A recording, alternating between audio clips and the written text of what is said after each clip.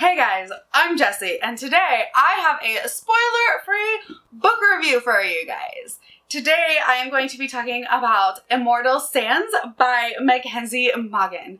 This is a self-published fantasy book that was actually sent to me by my friend Stephanie at Stephanie's Bookverse, and this is her sister, the author of this book. So I was super excited to get it. I dove right in. I read this in January when I was reading all self-published books, and this one was probably my favorite one that I read, like that entire month. So I'm really excited to talk about it because this one is one I think more of BookTube would really enjoy if they just gave it a chance, because it has a lot of things that we all pretty much like and talk about here on the fantasy side of BookTube. So let's give it a chance and give it a little more love, shall we? So in this book, we are following Fenna, and Fenna has recently escaped from this like massive death prison that no one has escaped for in like hundreds of years.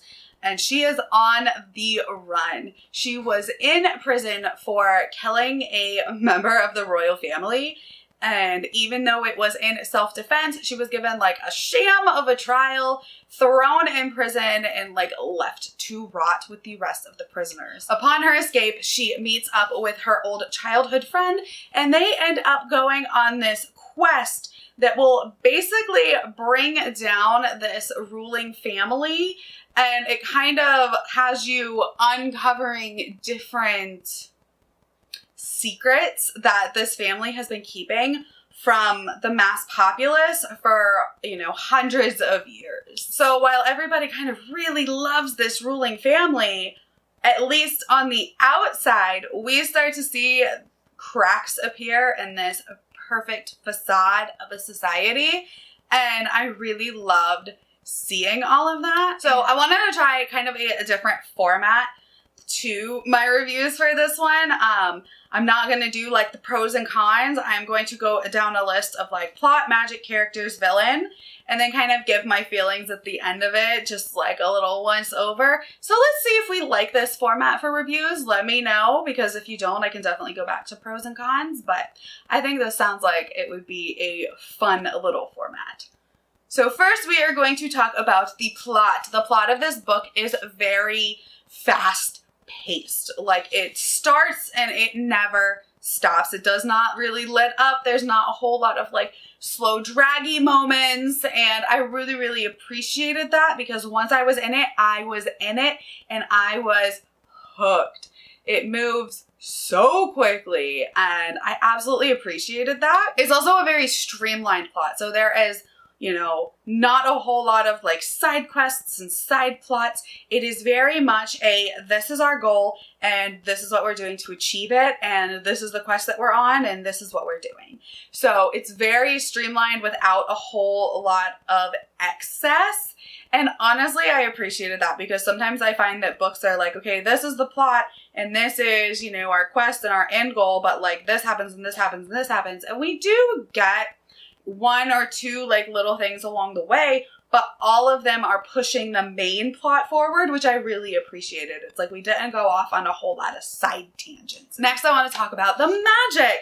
And there is magic in this book, but it is very subtle and we don't get like a whole lot of explanation about it, which I think it will come up more in book 2, which I have picked up and haven't read yet.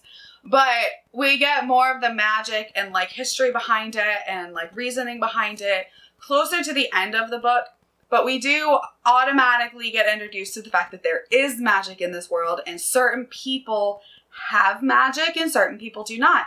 And it's really just seen as a normal thing, and everybody has kind of like a different form of magic, a different like thing that they're good at. So we have like the friend of Fenna on this quest. She has like kind of like, I would say like plant magic, and she can like make healing potions and poisons and things along those lines with her magical abilities, and she is like trained in it. So everybody is trained in, their individual type of magic and like kind of uses it for the betterment of society. Now, along with the magic, there are kind of these children that when you know, your magic develops as a child, there is a possibility that you can lose your magic, and they are like the magicless children. So when they lose their magic, they are basically expected to die. Like no one can fix them, basically. Like it's kind of a death sentence when you're a child and you lose your magic. So this family, this like ruling family called the family, ends up taking in these children and like raising them, and they all die by the age of 25. And so Finna, her sister, is actually one of these magicless children that like lost their magic, was taken away by the family, and is raised in this like kind of convent-esque boarding school kind of place. And like the families can still come visit, but like they don't very often, just because like it's kind of difficult for them to. But these children are, you know, raised by the family and by, you know, all of society. It is seen as like a really good thing that the family is like helping these children and raising them and giving them the best life possible, you know, in the short life that they have. So that is kind of like a big part of the magic that we see. We also do meet other people that are kind of on like the fringes of society that have different magical abilities. Like we get like fae folk at one point, and you know, normally I'm not a fan of the fae, but these fae I actually really appreciated. And then we get these other individuals who have like blue stained skin, and they can read your past through your blood. Like it's really cool how they do it.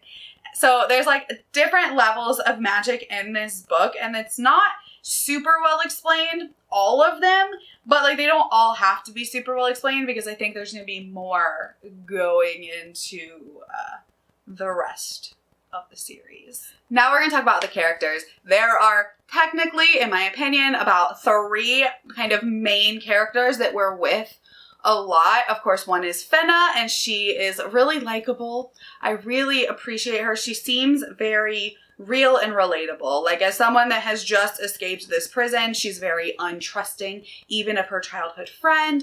She's very scared and timid, and like she has this goal in mind, this thing that she wants to do, but like she's still terrified. Like she's afraid that her friend is going to betray her, which makes perfect sense to me. She's been held in this prison and tortured for, you know, the past few years. And then she also, you know, she's scared, but she wants to, you know, bring down this family. She wants to see her sister again. And, you know, she also feels this like tremendous guilt because she had to do some things when she was escaping this prison that she is not proud of. So she has this like overwhelming guilt. But then she's like, no, I knew I had to escape and that was my only way to, but I still feel guilty about it. So it's like she feels very human, and I really appreciate that about her. Then we have her friend, who I really, really like. And her friend was just down for it. She was down for the ride. She's like, nope, you just escaped prison. I'm gonna help you. So she goes to her friend and like, you know, stays there for a night, has her friend kind of nurse her back to health. And like Finna plans on like going it alone on this quest. And her friend's like, nope, you're not doing it alone. I'm going with you. Like you are in no state to go alone. Like you're going to need my help. You're going to need, you know, you're not fully ready to make this massive journey on your own. Like you've been in prison and tortured for all this time. Like you're going to need somebody there who knows like healing and potions and things along those lines, and someone to just help you. And while I really, really liked her, like, man, was she quick to be like, yep, I'm gonna help you. And I can get it, because it does kind of go into some like flashbacks of like their past and showing how close they were, how good friends they were, like the entirety of their time growing up. So it does make sense that like your friend turns up on your doorstep that was like labeled a murderer and sent away to prison. And she's like, I need your help. This and this and this happened. I didn't really, you know, murder him. I knew it was a scam, like it was self-defense. And she's like, okay, I trust you, I believe you, like, gonna help you. At some point, I was waiting for her to actually betray Finna, but I'm glad that that wasn't a thing. She is just a good person. And I really, really liked their friendship in this book. So yay for female friendships with no, like, betrayals and no backstabbing. And I'm here for that. I really love that. Then we have this stranger male character who ends up joining their group partway through the book. The friend knows him from town. Like, he was friends with her, deceased husband. So she does know him pretty well. But Finna is like real skeptical of this dude. And they kind of run into him and he's like, no, I'm going to help you. I'm going to join up and I'm going to help you. And honestly, this is the part where I was like, but why though? Like, at first, I really did not understand this guy's motivations. Like, why is he helping them when, like, he doesn't know Fenna and he's, like, literally just putting himself in danger and, like, he knows the friend, but, like, not...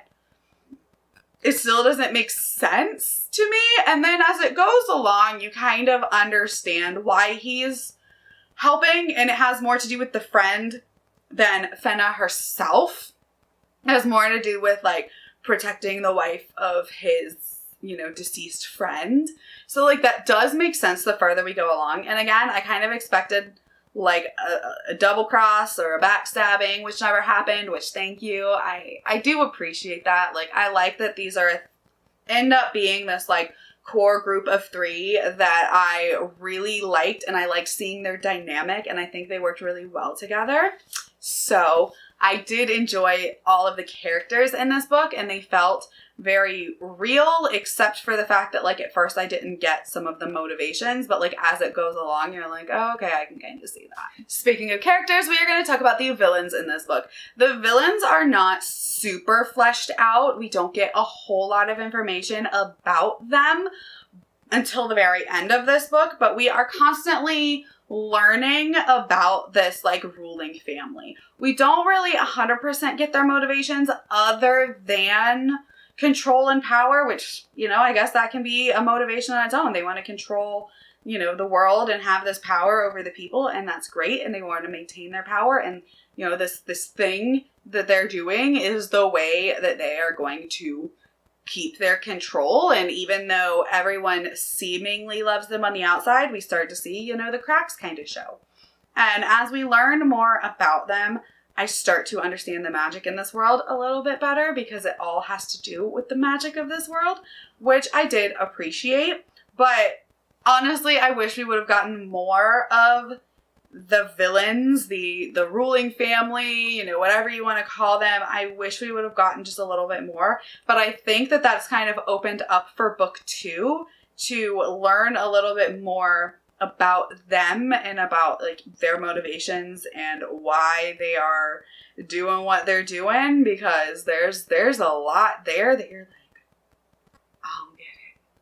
But there was enough given to us that it satiated me, right? That it was like, okay, I understand, and I know this is a book 1, so I know we're probably gonna, like, learn more in book 2. And finally, there is the romance, which there is, like, this much, like the tiniest little bit of romance. And honestly, I appreciated that, because I feel like a lot of other books would have gone the way of, like, insta-love and just, like, extreme YA romance. And I really like that this didn't, because I feel like when you're on the run from the police, basically, from the guards and this family, and then you're trying to, take them down, and you're on this quest, and everything's dangerous, and you just got out of prison, so you don't really trust anybody. I feel like it makes more sense that, like, the romance is, like, a teeny tiny aspect closer to the end of the book than something that is just, like, this insta-love, which, thank you, because I appreciate that.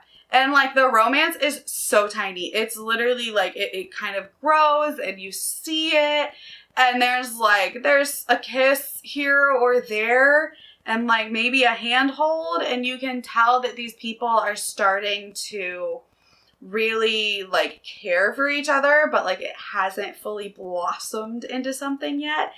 And I really appreciated that, because it feels like a very slow burn in the romance department, and it is definitely the smallest part of the plot. It is nothing that pushes the plot forward, and it's even not that super important. So I really appreciated the romance or lack thereof within this book. But I do think maybe in book 2 we'll see a little more romantic element, but I can't really say because spoilers, so just take it at that. All right, well, this was a lot of fun. I really enjoyed this book. I think that more people should read it. Honestly, when I was reading it, it gave me Prison Healer vibes. So if you liked The Prison Healer, I think that you will like this book. While it is not like similar in plot, it's not really that similar at all, really. It just made me feel the same. Like with the death prison and all the kind of like just like vibey beats to it. It definitely gave me Prison Healer vibes and I was here for it. Like I loved The Prison Healer and I loved this one. So I definitely think that if you liked that, you'll like this.